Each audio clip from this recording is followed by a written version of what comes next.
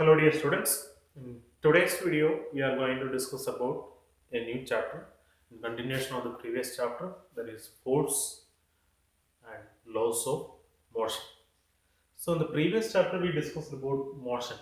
So in order to move an object from rest, or in order to keep a moving object going on, we need to apply a force. So which is very essential. So this is actually the cause of motion.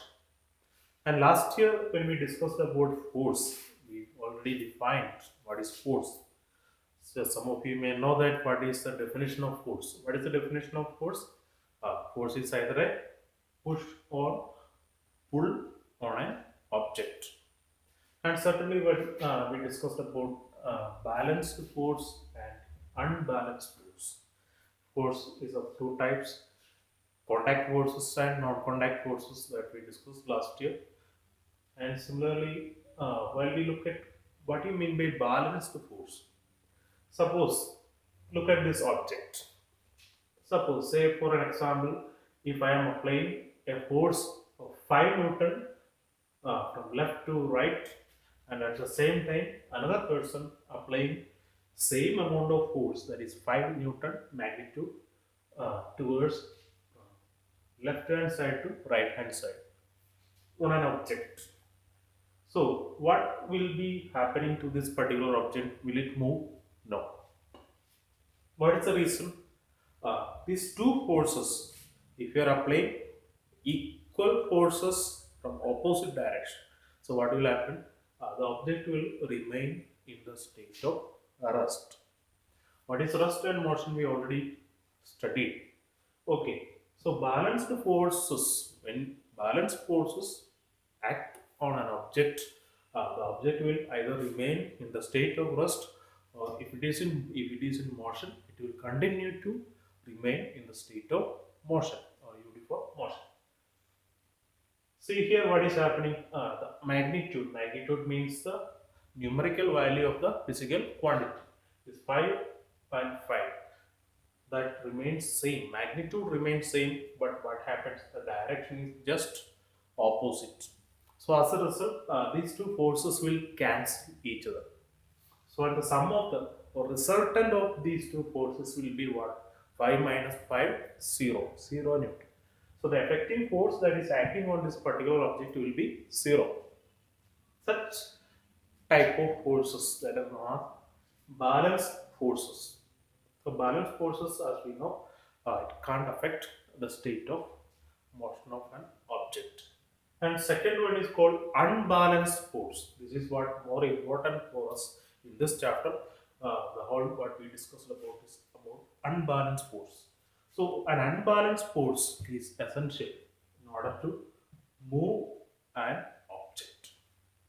So let us look at this particular object, same object again. Say I am applying 10 Newton force from left to right, at the same time 5 Newton from right to left or left to right. So what will happen? Uh, 10 Newton force, the magnitude of the force which I am applying from left to right, that is 10 Newton.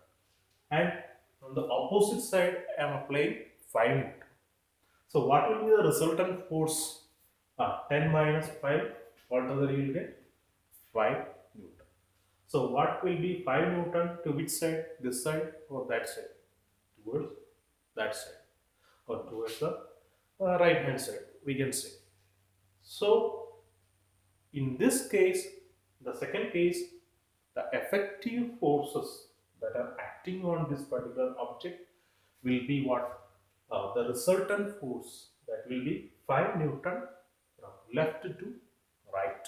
So under this condition, the object can move, or if it is moving, it can be brought to rest. And say when we discussed about this particular motion or the force and laws of motion, friction, especially last year we discussed about friction. What do you mean by friction? So friction is a kind of resistive force. Suppose if you look at this particular surface, this is not that much smooth. So friction actually arises due to the irregularities present between the surfaces. See, when one surface or one object when comes in contact with another object and slides over or rolls over, so what will happen? These irregularities will interlock, and as a result, they'll find it difficult to move. This condition gives rise to frictional force. So actually frictional force is kind of opposing force that resists the motion of the object.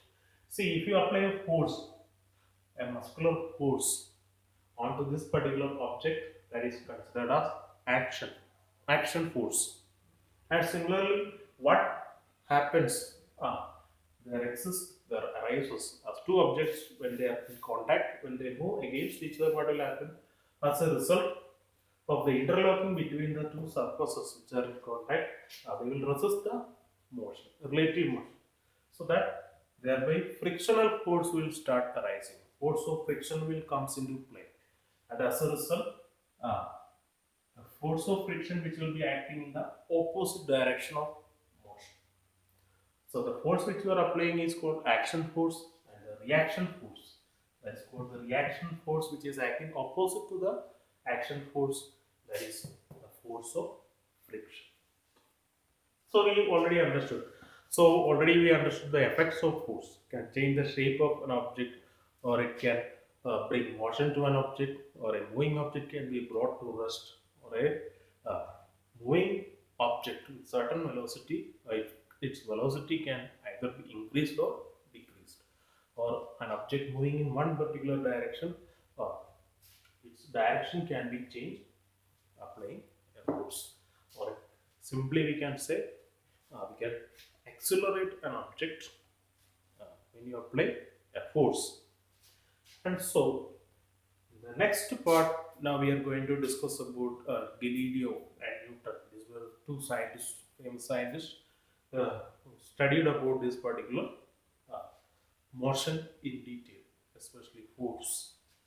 And so Newton correlated all these studies that were conducted by Galileo, and he formulated three laws of motion. There are first laws of motion, that is also known as law of inertia, and second law of motion.